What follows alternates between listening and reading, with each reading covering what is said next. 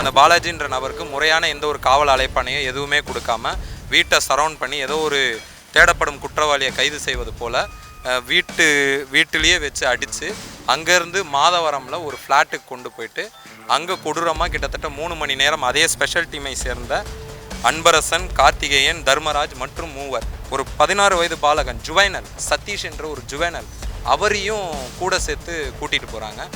அவரை நள்ளிரவில் 22ஆம் தேதி நள்ளிரவு 12:30 மணிக்கு அன்பரசன் தலைமையிலான ஸ்பெஷல் டீம் எதுக்கு கொண்டு போனாங்க, எதுக்கு கொடூரமாக தாக்குனாங்க, உயிர் போகிற அளவுக்கு தாக்கியிருக்காங்க. சிறுநீரில் வந்து ரத்தம் வர ஆரம்பிச்சிருக்கு. நேற்று கிட்டத்தட்ட ஒரு மரணத்தை எட்டி விட்டார். சில தகவல்கள் கூடுதலாக கேட்ட பிறகு அவரை நாங்கள் வந்து ரிமாண்ட் பண்ணியிருக்கிறோம், மேஜிஸ்ட்ரேட் அவரை ரிமாண்ட் வச்சுருக்கிறாங்க அப்படின்ற தகவல் சொல்கிறாங்க. ஆனால் இப்போ வரைக்கும் அரெஸ்ட் இன்டிமேஷன் வந்து குடும்பத்தாருக்கு சொல்லலை. D K Basu versus state of West Bengal வழக்காக இருக்கட்டும், குற்றவியல் நடைமுறை சட்டங்கள் சொல்லக்கூடியது என்னவாக இருக்குன்னா, ஒரு நபரை நீங்கள் கைது செய்யும் பொழுது அவங்களுடைய உறவினருக்கு இன்டிமேட் பண்ணணும் என்பது ஒரு விதி. சம்மன் கொடுக்காம ஒருத்தரை கொண்டு போயிட்டு இல்லீகல் கஸ்டடியில் வச்சு கிட்டத்தட்ட இது ஒரு கடத்தல் வழக்கு, கடத்தி கொண்டு போய் குற்றமாக தாக்கியிருக்கிறாங்க. நள்ளிரவில் ஒரு ஜுவைனலை அரெஸ்ட் பண்ணுறதுக்கு, ஜுவைனல் குற்றம் பண்ணியிருந்தாலுமே அவரை அரெஸ்ட் பண்ணுறதுக்கு பல்வேறு ப்ரொசீஜரல் நார்ம்ஸ் இருக்குது. மிரட்டுறாங்க, பணம் பேரம் பேசியிருக்கிறாங்க, இவங்க மேலே வந்து பிரார்த்தல் அந்த மாதிரியான வழக்கு போடுவேன்னு சொல்கிறாங்க. நாங்கள் அடுத்த கட்டமாக இந்த காவல் அதிகாரிகள் மீதும் அந்த ஸ்பெஷல் டீமின் மீதும் முறைப்படியான புகார் தரப்போகிறோம். சம்பந்தப்பட்ட காவல் நிலையத்திலையும் இந்த சம்பவம் நடந்திருக்கிறதுனால தகவல் அறிவு உரிமை சட்டத்தின் கீழே அந்த காவல் நிலையத்தோட சிசிடிவி ஃபுட்டேஜையும் கோர இருக்கிறோம். உனக்கு தெரியுமாம்மா, என்கிட்ட பிடிஎஃப் எல்லாமே இருக்குமா, உன் புருஷன் என்ன பண்ணுறான்னு எனக்கு தெரியும். அதனால் நான் என்ன சொன்னேன், சார் அவன் இந்த மாதிரி எல்லாம் பண்ணுறவன் கிடையாது சார் அப்படின்னு சொன்ன உடனே, நீ வாடா நட்ரா வெளியே போகலான்னு சொல்லிட்டு வீட்டுக்குள்ளே இருக்கிறதெல்லாம் ஆராய்ஞ்சி ஃபோனுங்கெல்லாம் இருந்துச்சு, ஃபோனுங்க எல்லாமே எடுத்துகிட்டு போயிட்டாங்க. ஒருத்தர் வந்துட்டு ராஜேஷன் ஒருத்தர் இருக்கார், ஒருத்தர் அன்பரசன் இருக்கார். 2 பேருக்குள்ளே போட்டாபுட்டி, லாஸ்ட் டைமும் அப்படி தான் ஆச்சு. 2 பேருக்குள்ளே போட்டாபுட்டி போட்டு, நீ என்கிட்ட தான் தகவல் சொல்லணும், நீ அவன்கிட்ட சொல்லக்கூடாது, நீ என்கிட்ட தான் தகவல் சொல்லணும், நீ ஏன்டா அவன்கிட்ட சொல்கிற. மாதவரத்தில் தான் ரொம்ப அடி அடிச்சாங்க. அதுக்கப்புறம் நான் கேட்டேன், என்னப்பா ஆச்சுன்னா, ஒன்றும் இல்லைம்மா நீ இங்கேயே இருமா, நான் போயிட்டு வந்துடுறேன்னு சொல்லிட்டு தான் போனார். நல்லபடியாக தான் சொல்லிட்டு போனார், ஒன்றும் இல்லை வந்துடுவாருன்னு சொல்லிட்டு. பார்த்தா செம்ம அடி அடிச்சிருக்காங்க. ஃபுல்லாக பின்னாடி ஃபுல்லாக பட்டெக்ஸ் ஃபுல்லாகவே காயம் தான், எந்திரிக்கவே முடியல, ஃபுல்லாக பச்சை கலரில் ஆகிட்டு இருக்கு. கால் ஒடிஞ்ச கால்லேயே அடிச்சிருக்காங்க. அவங்க தான் லாஸ்ட் டைம் ரிமாண்ட் பண்ணி காலை ஒடிச்சு ரிமாண்ட் பண்ணாங்க. அந்த இடம் இப்போ தான் க்யூர் ஆகிட்டு வந்துச்சு. அந்த இடத்துலையும் அடிச்சு அவனால் எந்திரிக்கவே முடியலையா, அப்போவும் கீழே விழுந்துட்டானா. கைது செஞ்ச காவல் அதிகாரிகள் அந்த ஸ்பெஷல் டீம் வந்து மது போதையிலேயே இருந்திருக்கிறாங்க. இது ரொம்ப கவனிக்க வேண்டிய விஷயம்.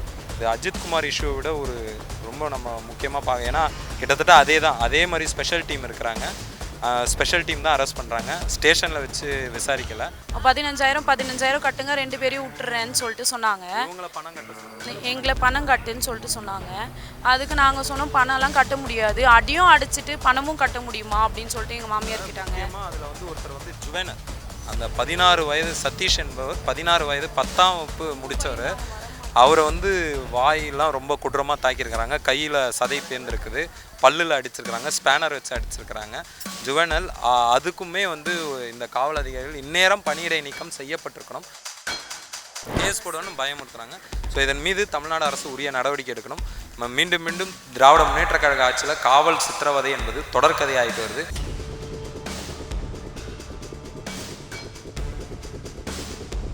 கடந்த 22/12/2025 அன்னைக்கு நள்ளிரவு ஒரு 12:30 மணி அளவில் ஜன்னப்பசத்திரம் பொன்னேரி பகுதியை சேர்ந்த ஜன்னப்பசத்திரம் பகுதியை சேர்ந்த பாலாஜி வயசு 29 என்ற ஒரு நபரை எந்த ஒரு காவல் அழைப்பானை இல்லாமல், எந்த ஒரு முன்னறிவிப்பு இல்லாமல், ஒரு 6 பேர் கொண்ட ஒரு ஸ்பெஷல் டீம், அவங்க வந்து காவல்துறையினர் கிடையாது, ஸ்பெஷல் டீம்.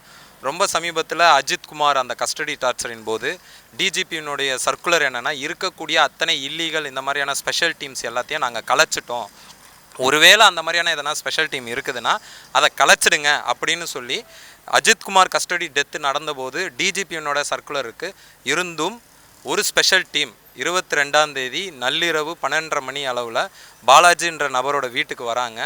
வந்து அந்த பாலாஜின்ற நபருக்கு முறையான எந்த ஒரு காவல் அழைப்பானையோ எதுவுமே கொடுக்காம வீட்டை சரவுண்ட் பண்ணி ஏதோ ஒரு தேடப்படும் குற்றவாளியை கைது செய்வது போல் வீட்டிலேயே வச்சு அடித்து அங்கேருந்து மாதவரமில் ஒரு ஃப்ளாட்டுக்கு கொண்டு போயிட்டு அங்கே கொடூரமாக கிட்டத்தட்ட 3 மணி நேரம் அதே ஸ்பெஷல் டீமை சேர்ந்த அன்பரசன், கார்த்திகேயன், தர்மராஜ் மற்றும் மூவர் நபர்கள் அந்த ஒரு கட்டடம் நடந்துகிட்ருக்க ஒரு பகுதி மாதவரத்தில் ஒரு ஃப்ளாட்டு, அந்த ஃப்ளாட் வந்து ஒரு கட்டட வேலை நடக்கக்கூடிய ஒரு பகுதி. அந்த இடத்துல வச்சு கிட்டத்தட்ட 3 மணி நேரம் அங்கே தாக்குறாங்க. இதில் ரொம்ப கவனிக்கத்தக்க விஷயம் என்னென்னா, இந்த பாலாஜி நபர் என்ற வீட்டுக்கு போகும்போது அதே வீட்டை அந்த வீட்டிலேயே அவருடைய உறவினர் ஒரு 16 வயது பாலகன் ஜுவைனல் சதீஷ் என்ற ஒரு ஜுவைனல் அவரையும் கூட சேர்த்து கூட்டிகிட்டு போகிறாங்க. கூட்டிகிட்டு போயிட்டு அந்த ஜுவைனல் அந்த சிறாரையும் இந்த பாலாஜி என்கின்ற நபரையும் கொடூரமாக தாக்குறாங்க. செய்யாத ஒரு குற்றத்தை ஒப்புக்க சொல்லி கொடூரமாக தாக்குறாங்க. தாக்கிட்டு இந்த சதீஷ் என்ற நபரை வந்து அதே மாதிரி கொடூரமாக தாக்குறாங்க. இதனால் சதீஷுக்கு கொடூரமான காயங்கள் ஏற்பட்டு பொன்னேரி அரசு மருத்துவமனையில் சிகிச்சை பெற்று வர்றாரு. இப்போ இந்த பாலாஜி என்ற நபர் மீது சில வழக்குகள் நிலுவையில் இருக்குது தான். அந்த வழக்குகளுக்கு அவர் முறையாக நீதிமன்றத்தை போய் நாடிட்டு வழக்கு விசாரணைக்கு ஒத்துழைப்பு பண்ணிட்டு தான் வராரு. எந்த ஒரு நீதிமன்ற ஆப்சண்ட் எதுவுமே இல்லை, பெண்டிங் வாரண்ட் எதுவுமே இல்லைன்னா எந்த ஒரு பெண்டிங் வாரண்ட் இல்லை. போலீஸோடைய சம்மனை வந்து இவர் மதிக்காமல் இல்லை. போலீஸ் சம்மன் பண்ணால் உடனே போய் ரெஸ்பாண்ட் பண்ணக்கூடிய நபராக இருக்கிறாரு. இருந்தாலும் அவரை நள்ளிரவில் 22ஆம் தேதி நள்ளிரவு 12:30 மணிக்கு அன்பரசன் தலைமையிலான ஸ்பெஷல் டீம் எதுக்கு கொண்டு போனாங்க, எதுக்கு கொடூரமாக தாக்குனாங்க, உயிர் போகிற அளவுக்கு தாக்கியிருக்காங்க. சிறுநீரில் வந்து ரத்தம் வர ஆரம்பிச்சிருக்கு. நேற்று கிட்டத்தட்ட அவர் மரணத்தை எட்டி விட்டார் அப்படின்ற நிலையில் இருந்தபோது டையிங் லிக்விடேஷன் எடுக்கிறதுக்கு மேஜிஸ்ட்ரேட்டை அழைச்சோன்ற அளவுக்கு இவங்களுக்கு தகவல் சொல்லப்பட்டிருக்கு உறவினர்களுக்கு. இப்படி இருக்கும்போது இந்த நிமிடம் வரை பாதிக்கப்பட்ட இருவரும், சதீஷ்குமார் பாலாஜி இருவரும் அட்டவணை சமூகத்தை சேர்ந்தவங்க. குறிப்பாக அந்த ஜன்னபசத்திரம்ன்றதே வந்து ஒரு ஸ்லம் டெவலர்ஸ் தான், குறிப்பாக ஸ்லம் பகுதி தான் அது. அங்கே இருக்கக்கூடிய அத்தனை பேரும் வந்து அட்டவணை சாதி சமூகத்தை சேர்ந்தவங்களாம் இருக்கிறாங்க. தொடர்ச்சியாக இந்த பொன்னேரி போலீஸ் என்ன பண்ணுறாங்கன்னா, அங்கே இருக்கக்கூடிய அத்தனை இளைஞர்கள் மீது பொய் வழக்கு போடுவது, கூட்டிகிட்டு போய் கை கால் உடைப்பது. இவரையும் வந்து கொஞ்ச நாள் முன்னாடி பிப்ரவரி மாதம் கால் உடைச்சு ஒரு பொய் வழக்கில் கைது செய்து அதே பிப்ரவரி மாதம் தான் விடுதலையாகி கடந்த 10 மாதமாக இவர் மேலே வந்து எந்த ஒரு வழக்குமே கிடையாது, எந்த ஒரு நிலுவை வழக்கும் கிடையாது, புது வழக்குகளை இந்த 10 மாதமாக எதுவுமே கிடையாது. 10 மாதமாக நீதிமன்ற விசாரணைக்கு தொடர்ச்சியாக எந்த ஒரு ஆப்சண்ட் இல்லாமல் வந்து நீதிமன்ற வருகை இருக்குது. இருந்தும் நள்ளிரவில் ஒரு கொலைகார கும்பலை போல் தமிழ்நாடு காவல்துறையை சேர்ந்த ஒரு இல்லீகல் டீம், ஸ்பெஷல் டீம் வந்து இல்லீகல் டீமு ஆஸ்பர் வந்து டிஜிபி சர்க்குலர் படி அஜித்குமார் மரணத்துக்கு பிறகு எல்லா ஸ்பெஷல் டீமும் நாங்கள் கலைச்சிட்டோன்றாங்க. ஆனால் அன்பரசன் என்பவர் அவர் தலைமையிலான ஸ்பெஷல் டீம் தான் இவரை கொண்டு போயிட்டு ஸ்டேஷனுக்கு கூட கொண்டு போகாமல் மாதாவரத்தில் ஒரு கட்டட வேலை நடக்கிற ஒரு பகுதியில் கிட்டத்தட்ட 3-4 மணி நேரம் வைத்து அடித்து பிறகு காலையில் ஒரு 7 மணி போல் ஈவன் பொன்னேரி போலீஸ் ஸ்டேஷனுக்கு கொண்டு போய் அங்கே ஒரு 1.5 மணி நேரம் அடிச்சிருக்கிறாங்க. அதன் பிறகு பொன்னேரி கொண்டு போனாங்க. பொன்னேரியில் வந்து காயங்கள் வந்து ரொம்ப கொடூரமாக இருக்குது, இங்கே பண்ண முடியாது, நீங்கள் மேல் சிகிச்சை கொண்டு போங்கன்னு சொன்னதுனால ஸ்டான்லி மருத்துவமனை கொண்டு வந்து இங்கே அறுவை சிகிச்சை பிரிவில் அவர் இருக்கிறாரு.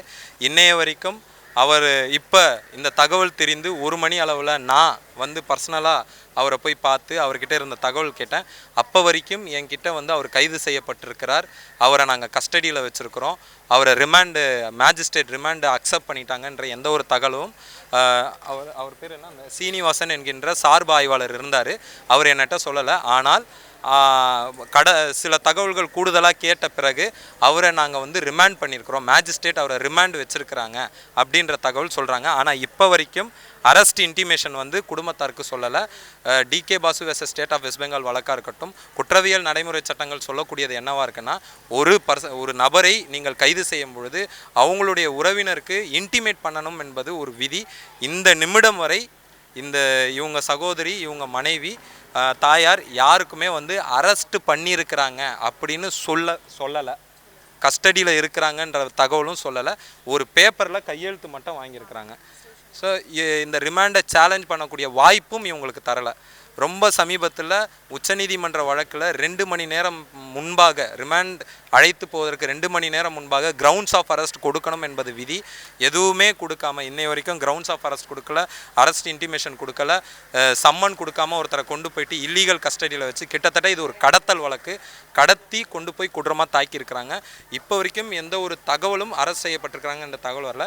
பொன்னேரி மேஜிஸ்ட்ரேட் மாண்புமை நடுவர் வந்து இங்கே வந்து அவரை விசாரிச்சிருக்கிறாங்க. ஆனால் அவர்கிட்ட அவங்க எப்படி ரிமாண்ட் அக்செப்ட் பண்ணாங்கன்னு தெரியல. ஏன்னா குற்றமாக தாக்கி இருக்கிறாங்க, உறவினர்களுக்கு சொல்லலை. அதே மேஜிஸ்ட்ரேட் வந்து இவங்கள கூப்பிட்டுருக்குறாங்க, உறவினர்கள் யார் இருக்கிறாங்க கூப்பிடுங்கன்னு சொன்னபோது போலீஸார் இவங்கள மேஜிஸ்ட்ரேட்டை சந்திக்க விடாமல், மேஜிஸ்ட்ரேட் சந்திக்கணும்னு விருப்பப்பட்ட போது கூட, மேஜிஸ்ட்ரேட் நீதிமன்ற நடுவர் பொன்னேரி நீதிமன்ற நடுவர் சந்திக்கணும்னு விருப்பப்பட்ட போது கூட சீனிவாசன் தலைமையிலான காவலர்கள் இவங்களை சந்திக்க அனுமதிக்கலை, என்னையும் சந்திக்க அனுமதிக்கலை. தமிழ்நாட்டில் தொடர்ச்சியாக காவல் கொட்டடி சித்திரவதை, அதுவும் குறிப்பாக அட்டவணை சாதியில் கண்ட நபர்களுக்கு எதிரான காவல் கொட்டடி சித்திரவதை என்பது தொடர் செயலாக இருக்குது. ரொம்ப சமீபத்தில் நமது முதலமைச்சர் கூட சாரி கேட்குற அளவுக்கு தமிழ்நாடு காவல்துறையோட செயல்பாடு இருந்தும் தமிழ்நாடு காவல்துறை திருந்தின பாடாக இல்லை. ஸ்பெஷல் டீம் என்பது இன்னும் இருக்க தான் செய்யுது. இந்த நபர்கள் மீது இன்னைய வரைக்கும் இந்த விஷயம் குறித்து ஒரு புகாரோ அவுட் போஸ்ட், அதாவது இந்த மாதிரியான டார்ச்சர் நடக்கும்போது அவுட் போஸ்ட் போலீஸ் வரணும், இங்கே இருக்கக்கூடிய போலீஸ் வந்து இந்நேரத்துக்கு வந்து ஒரு ஏஆர் வந்து அவங்களுக்கு தகவல் போயிருக்கணும், புகார் மனு எழுதி வாங்கியிருக்கணும், எதுவுமே நடக்கலை. இப்போ வரைக்கும் ஒரு புகார் கூட இவங்ககிட்டேருந்து எழுதி வாங்கலை.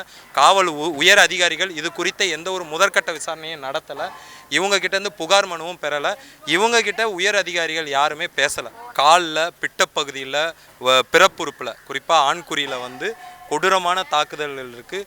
ஷூவால் தர்மராஜன்ற ஒரு காவலர், ஸ்பெஷல் டீமை சேர்ந்த காவலர் கொடூரமாக ஷூ காலால் தாக்கியிருக்கிறாரு, ரொம்ப கொடூரமாக தாக்கியிருக்காரு, கால் மொத்தம் வீங்கிருக்கு, அவரால் இப்போ உட்கார முடியாத சூழலில் இருக்கிறார். இரும்பு ஸ்பேனர் வச்சு அந்த சதீஷ் என்கின்ற ஜுவைனல், அவர் வந்து ஒரு சிறார், 16 வயது இளம் சிறார், 10வது படிக்கிறாரு, டிசி வாங்குறதுக்காக இவங்க வீட்டுக்கு வந்திருக்கிறாரு இரவு தங்குறதுக்கு. அவர் காஞ்சிபுரத்தை சேர்ந்தவர், இங்கே படிக்கிறாரு போல், இங்கே டிசி வாங்கிட்டு காஞ்சிபுரத்துக்கு போகிறதுக்கு இருந்தவரை நள்ளிரவில் ஒரு ஜுவைனலை அரெஸ்ட் பண்ணுறதுக்கு, ஜுவைனல் குற்றம் பண்ணியிருந்தாலுமே அவரை அரெஸ்ட் பண்ணுறதுக்கு பல்வேறு ப்ரொசீஜரல் நார்ம்ஸ் இருக்குது. காவல் சீருடையில் இருக்கக்கூடிய காவல் அதிகாரிகள் போய் அரெஸ்ட் பண்ணக்கூடாதுன்ற நார்ம்ஸ்லாம் இருக்குது. ஆனால் எந்த ஒரு நார்ம்ஸை எல்லாத்தையும் பைபாஸ் பண்ணி இப்போ வரைக்கும் பொன்னேரி போலீஸ் தரப்புலேருந்து பேரம் தான் நடக்குது. மிரட்டுறாங்க, பணம் பேரம் பேசியிருக்கிறாங்க, இவங்க மேலே வந்து பிராத்தல் அந்த மாதிரியான வழக்கு போடுவேன்னு சொல்கிறாங்க. இது வந்து கண்டிக்கத்தக்கது. இதுவரைக்கும் உயர் அதிகாரிகள் எதுவுமே வரல. ஸ்பெஷல் டீமை சேர்ந்த இன்னும் 2 பேர் மிரட்டி இருக்கிறாங்க. ஸோ இதை குறித்த உடனடியாக இதில் தலையிட்டு மாவட்ட ஆட்சியர், திருவள்ளூர் மாவட்ட ஆட்சியர், மாவட்ட காவல் கண்காணிப்பாளர், சம்பந்தப்பட்ட ஸ்பெஷல் டீம் அதிகாரிகளை கைது பண்ணணும். சம்பந்தப்பட்ட அந்த காவல் நிலைய ஆய்வாளர் இதை கண்டு கொள்ளாத, ஏன்னா இஸ் அ விக்கரியஸ் லயபிலிட்டி, அவர் தான் வந்து இதுக்கு வந்து கஸ்டோடியன். ஸோ அவரையும் இந்த ஐஓக்களையும் குறிப்பாக விசாரித்து அவங்க மேலேயும் பணியிடை நடவடிக்கை மேற்கொள்ளணும். இந்த பொன்னேரி ஈவன் காவல் நிலைய அதிகாரிகள் மீது உரிய நடவடிக்கை எடுக்கணும்னு கேட்டுக்கிறோம். நாங்கள் அடுத்த கட்டமாக இந்த காவல் அதிகாரிகள் மீதும் அந்த ஸ்பெஷல் டீமின் மீதும் முறைப்படியான புகார் தரப்போகிறோம். சம்பந்தப்பட்ட காவல் நிலையத்திலையும் இந்த சம்பவம் நடந்திருக்கிறதுனால தகவல் அறிவு உரிமை சட்டத்தின் கீழே அந்த காவல் நிலையத்தோட சிசிடிவி ஃபுட்டேஜையும் கோர இருக்கிறோம். 22 நைட்டு வந்துட்டு வீட்டாண்ட வராங்க. வீட்டாண்ட நைட்டு 9 மணி, ஒரு 10:30 மணிக்கு வராங்க. 10:30 மணிக்கு வந்து கதவு ஃபுல்லாக தட்டுறாங்க. நாங்கள் எங்கள் வீட்டுக்காரர் கேம் விளாண்டுட்டு இருந்தார். கதவு தட்டுறாங்க, யார் இதுன்னு தெரியாது, ரொம்ப ஜோராக தட்டினாங்க. பார்த்தா ஜன்னல் பக்கமாக லைட் அடிச்சுட்டு வந்தாங்க. யார் இருக்கலாம், போலீஸ்கிட்ட தானே சொல்லியாச்சு எல்லாமே, யாராக இருக்கலாம்னு சொல்லிட்டு வெளியே போய் பார்த்தா கதவு தொடடா, வெளியே வாடா நாங்கள். சரி ஓப்பன் பண்ணிட்டு உள்ளே ஓப்பன் பண்ணார். ஃபோன் கொடுறான்ட்டு வீட்டு உள்ளெல்லாம் வந்து எல்லாத்தையும் ஆராய்ச்சி பண்ணாங்க. எதுவுமே இல்லை. கத்தி எங்கே வச்சுருக்காமா உன் புருஷன், கத்தி எங்கே வச்சுருக்கான், கத்தி எடுத்து கொடுமான்னு கேட்டாங்க. சார் அந்த மாதிரி எல்லாம் கிடையாது, அவன் அதுக்கு முன்ன பண்ணிட்டு இருந்தான், அதுக்கு முன்ன கொலை கேஸெல்லாம் இருந்துச்சு, அதுக்கு முன்ன பண்ணிட்டு இருந்தான் சார், இப்போ அவன் எந்த இதுக்கும் போகிறதில்ல சார். அப்படின்னா உனக்கு தெரியுமாம்மா, என்கிட்ட பிடிஎஃப் எல்லாமே இருக்குமா, உன் புருஷன் என்ன பண்ணுறான்னு எனக்கு தெரியும். அதனால் நான் என்ன சொன்னேன், சார் அவன் இந்த மாதிரி எல்லாம் பண்ணுறவன் கிடையாது சார் அப்படின்னு சொன்ன உடனே, நீ வாடா நட்ரா வெளியே போகலான்னு சொல்லிட்டு வீட்டு உள்ள இருக்கிறதெல்லாம் ஆராய்ஞ்சி ஃபோனுங்கெல்லாம் இருந்துச்சு, ஃபோனுங்க எல்லாமே எடுத்துகிட்டு போயிட்டாங்க. எதுவுமே நீங்கள் யாருக்கிட்டையும் பேசக்கூடாது, தகவல் கொடுக்கக்கூடாதுன்னு சொல்லிட்டு. இதுக்குள்ளே வந்து ஸ்பெஷல் டீம்ன்றது வந்துட்டு 2 டீமாக இருக்காங்க. ஒருத்தர் வந்துட்டு ராஜேஷ்னு ஒருத்தர் இருக்கார், ஒருத்தர் அன்பரசன் இருக்காரு. 2 பேருக்குள்ளே போட்டாப்பட்டி. லாஸ்ட் டைமும் அப்படி தான் ஆச்சு. 2 பேருக்குள்ளே போட்டாப்பட்டி போட்டு, நீ என்கிட்ட தான் தகவல் சொல்லணும், நீ அவன்கிட்ட சொல்லக்கூடாது, நீ என்கிட்ட தான் தகவல் சொல்லணும், நீ ஏன்டா அவன்கிட்ட சொல்கிற, அவங்களுக்கும் எனக்கும் ஆவாதுன்னு சொல்லிட்டு 2 பேருமே என்கிட்ட ஸ்டேஷனில் பேசினாங்க. ஸ்டேஷனில் போகும்போது தான் எனக்கே தெரிஞ்சிச்சு இந்த மாதிரி 2 பேர் இருக்காங்கன்னு சொல்லிட்டு. ராஜேஷ்ன்றவர் வந்துட்டு என்கிட்ட ரொம்ப நேரம் பேசினார். அப்போது தான் அவர் சொன்னார், இந்த மாதிரிம்மா எனக்கு அவனை கண்டாலே ஆவாது, அவன்கிட்ட ஏமா சொல்லணும், நான் தான் இங்கே வந்துட்டு பெரிய ஆள், இன்னைக்கு இந்த இடத்துல வந்துட்டு எனக்கு எல்லாமே தெரியும், இங்கே என்னென்ன நடக்குது, எங்கெங்கே என்னென்ன நடக்குது எல்லாமே எனக்கு தான் தெரியும் அப்படின்ட்டுலாம் சொன்னார். நான் சொன்னேன், இந்த மாதிரி சார் ஏன் சார் இந்த மாதிரி பிடிச்சிட்டு வரீங்க, அவன் எதனா தப்பாக பண்ணியிருந்தா நீங்கள் கூட்டிகிட்டு போய் எதெல்லாம் பண்ணலாம் சார், தப்பே எதுவுமே பண்ணாத நீங்கள் வீட்டிலேருந்து கூட்டின்னு போகிறீங்கன்னு சொன்னால் சரி கூட்டிகிட்டு போயிட்டாங்க. அதோட நான் என்ன பண்ணிட்டேன்னா சரி போட்டேன்னு சொல்லி சைலண்ட் ஆகிட்டேன். நான் பாட்டுன்னு வீட்டு உள்ளே தான் இருந்தேன். சரி அதுக்கப்புறமாட்டி எங்கள் அக்கா வந்து சொன்னாங்க, வா நம்ம ஸ்டேஷன் அண்டை போகலாம், ஸ்டேஷன் கூட்டின்னு போயிருப்பானுங்களான்னு சொல்லிட்டு போயிட்டு ஸ்டேஷன் அண்டை போனால் 1 மணி ஆச்சு ஸ்டேஷன் அண்டை போய் சேருறதுக்கு. 1 மணிக்கு நான் போய் பார்க்குறேன், ஸ்டேஷனில் வரவே இல்லை. அப்புறம் கொஞ்சம் நேரம் கழிச்சு வந்தாங்க, வந்து ஏதோ ஸ்டேஷனில் பேசினாங்க போல். அதுக்கப்புறம் திருப்பி கூட்டின்னு போனாங்க. கூட்டின்னு போனவங்க ரவுண்ட்ஸ் கூட்டிகிட்டு போயிருக்காங்க. போய் பார்த்தா பொன்னேரி வேம்பக்கத்துக்கு கூட்டின்னு போயிருக்காங்க. அங்கேயும் கூட்டின்னு போய் மிரட்டியிருக்காங்க. அங்கேருந்து நான் வேற ஊருக்கு கூட்டின்னு போனாங்க, அங்கேயும் கூட்டின்னு போய் மிரட்டியிருக்காங்க. மாதாவரத்தில் தான் ரொம்ப அடி அடித்தாங்க. அதுக்கப்புறம் நான் கேட்டேன், என்னப்பா ஆச்சுன்னா, ஒன்றும் இல்லைம்மா நீ இங்கேயே இருமா, நான் போயிட்டு வந்துடுறேன்னு சொல்லிட்டு தான் போனார். நல்லபடியாக தான் சொல்லிட்டு போனார், ஒன்றும் இல்லை வந்துடுவாருன்னு சொல்லிட்டு. பார்த்தா செம்ம அடி அடிச்சிருக்காங்க. ஃபுல்லாக பின்னாடி ஃபுல்லாக பட்டெக்ஸ் ஃபுல்லாகவே காயம் தான், எந்திரிக்கவே முடியல, ஃபுல்லாக பச்சை கலரில் ஆகிட்டு இருக்கு. கால் ஒடிஞ்ச கால்லேயே அடிச்சிருக்காங்க. அவங்க தான் லாஸ்ட் டைம் ரிமாண்ட் பண்ணி காலை ஒடிச்சு ரிமாண்ட் பண்ணாங்க. அந்த இடம் இப்போ தான் க்யூர் ஆகிட்டு வந்துச்சு. அந்த இடத்துலையும் அடிச்சு அவனால் எந்திரிக்கவே முடியலையா. அப்போவும் கீழே விழுந்துட்டானா. கீழே விழுந்து கூட அவனை விடவே இல்லை. கீழே விழுந்தும் சுற்றி 3 பேர் செம்ம போதையாக இருந்திருக்காங்க. அந்த போதையிலையும் திரும்பி நீ இருக்கியாடா, என்னடா உன் பொண்டாட்டி என் கூட தான் இருக்கும், நீ போயிடுப்பா, நீ 3 மாதத்தில் நீ போயிடுவ ரிமாண்ட் ஆகிட்டு, ஏன்டா நீ பயப்படுறியாடா, பசங்க வெட்டிடுவாங்கன்னு சொல்லிட்டு ரிமாண்ட் பண்ணிடுறேன்டான்னு சொல்லியிருக்காங்க. சார் நான் என்ன சார் பண்ணேன்னு சொல்லிட்டு கேட்டிருக்காரு. அதுக்கு இல்லைடா நீ போயிருக்க, யார் வீட்டாண்டியோ போய் சண்டை போட்டிருக்க, கத்தி எடுத்துகிட்டு போயிருக்க, உங்கள் பொண்டாட்டிக்கு அதெல்லாம் தெரியாதா, என்னதான் ரொம்ப அசிங்கமாக ரொம்ப கேவலமாக பேசியிருக்காங்க என்னையும் எங்கள் மாமியாரையும். யூரின் போகிற இடத்துல தான் அவருக்கு வீங்கிட்டு இருக்கு. யூரின் போகிறதுல எட்டி ஒதிச்சிருக்காங்க. அவன் கத்தியிருக்கான், சார் எனக்கு அந்த இடத்துல ஆப்ரேஷன் ஆயிருக்கு சார்ன்னு கத்துறானா, விடவே இல்லையா. அதுக்கு என்கிட்ட இங்கே வந்து ஹாஸ்பிட்டல் அட்மிட் பண்ணியிருந்தாங்க. பொன்னேரி ஹாஸ்பிட்டலுக்கு கூட்டின்னு போனாங்க. அவங்க டாக்டரே என்கிட்ட பேசிட்டாங்க. டாக்டர் சொன்னாங்க, இல்லைம்மா இங்கெல்லாம் இந்த ட்ரீட்மெண்ட் பண்ண முடியாது, அவனுக்கு ரொம்ப இதாக இருக்கான் அப்படின்னா. அவனுக்கு ஒரு மாதிரி ஆயிடுச்சு. அப்புறம் ஸ்டாலின் ஹாஸ்பிட்டலுக்கு தான் கூட்டின்னு வந்தாங்க. இங்கே கூட்டிகிட்டு வந்தால் என்னை பேசவே விட மாட்டுறாங்க. அப்புறமேட்டு அவர் சொன்னார், அம்மா எனக்கு யூரின் போகிற இடத்துல என்னால் நிற்கவே முடியல, நின்று யூரின் போகவும் முடியல, என்னை விடவே மாட்டுறாங்கம்மா அப்படின்னு சொன்னார். சரி விடுப்பா, நான் இது பண்ணிக்கிறேன்னா என்னை உள்ளவும் விடவே மாட்டாங்க, பேசவும் விட மாட்டாங்க. தொடர்ச்சியாக தான் இந்த பொய் வழக்காக நடந்துட்டுருக்கு. போன தடவையும் காலை ஒடிச்சு ரிமாண்ட் பண்ணாங்க. ஒசூரில் இருந்தோம், கரெக்டாக கோட்டெல்லாம் அட்டென்ட் பண்ணிட்டு இருந்தான். அங்கேயும் ஒசூருக்கு வந்து பிடிச்சானுங்க. அதுக்கானது நான் எதுவுமே இதே எடுக்கவே இல்லை. இப்போ அடிச்சிருக்கிறனால தான் என்னால் இது பண்ண முடியல. பைப்பில் இதுலலாம் தாக்கியிருக்காங்க.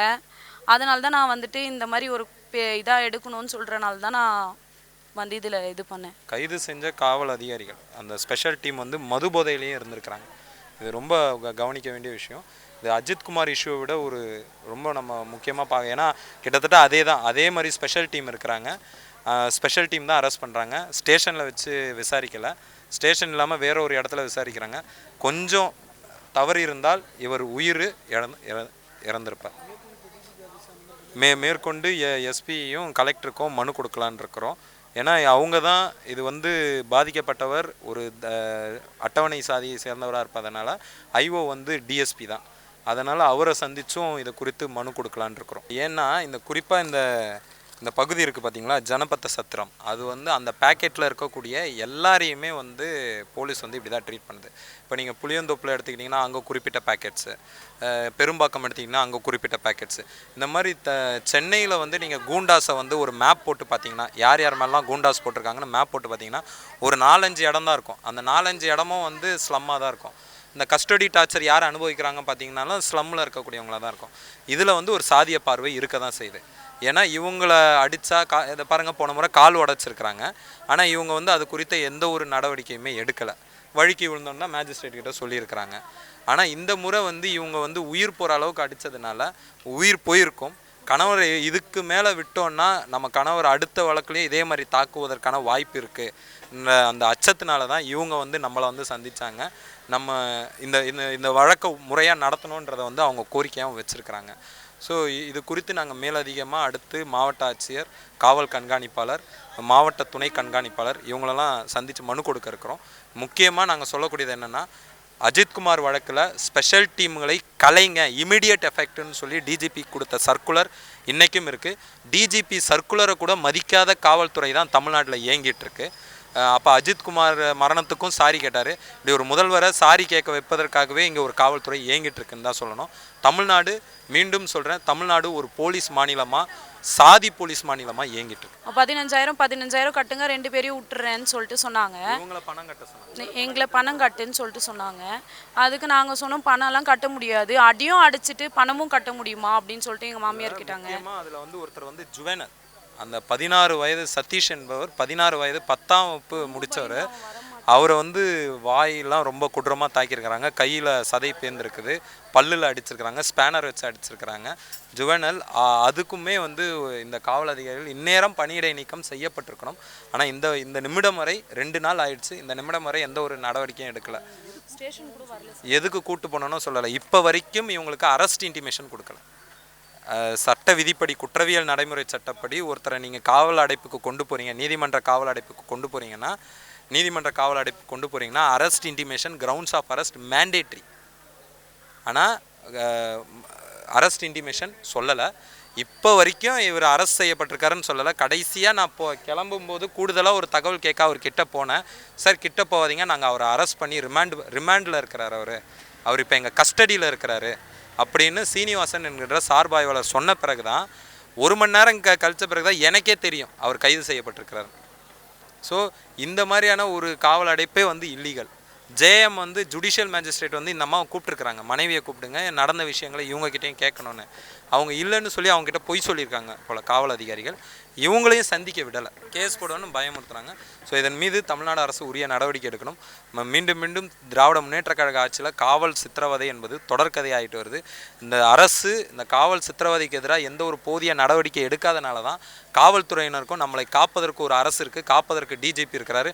நம்ம குற்றம் பண்ணிட்டா நம்மளை எல்லா இல்லீகல் மீன்ஸ்லையும் நம்மளை வந்து ஹையர் அஃபிஷியல்ஸ் காப்பாற்றிடுவாங்க. ஹையர் அஃபிஷியல்னால் இந்த அரசு நம்மளை காப்பாற்றணும், போலீஸ் அஃபிஷியல் நம்புறதுனால தான் இன்னும் அந்த இல்லீகல் ஸ்பெஷல் டீம் இயக்கத்தில் இருக்குது. அந்த illegal special team is acting like ஒரு ரவுடி எலமெண்ட்டாக தான் அது செயல்பட்டுருக்கு. இவங்க சொன்னது போல் ராஜேஷ் அண்ட் தென் அன்பரசன்ன்ற 2 ஸ்பெஷல் டீம், அவங்களுக்குள்ளே இருக்கக்கூடிய தொழில் போட்டி கூட கார்த்திக், இவங்களுக்குள்ளே இருக்கிற இது ஒரு தொழில் போட்டியாக வர போகுது. இது ரொம்ப சீரியஸான மேட்ரு. ஸோ இதில் உடனடியாக கலெக்டரும் எஸ்பியும் இதில் இன்டர்வியூன் பண்ணி இவங்களுக்கு வந்து இவங்க ரிமாண்ட் செய்யப்பட்டிருக்கிறது மேலும் ஒரு அநீதி. குற்ற எண் 456 2024/2024 வழக்கில் அவர் ரிமாண்ட் செய்யப்பட்டிருக்காரான்னு சொல்கிறாங்க. பழைய வழக்கு அது. அதில் எதுக்காக, என்ன காரணத்துக்காக ரிமாண்ட் பண்ணியிருக்காங்கன்னு இப்போ வரைக்கும் தெரில.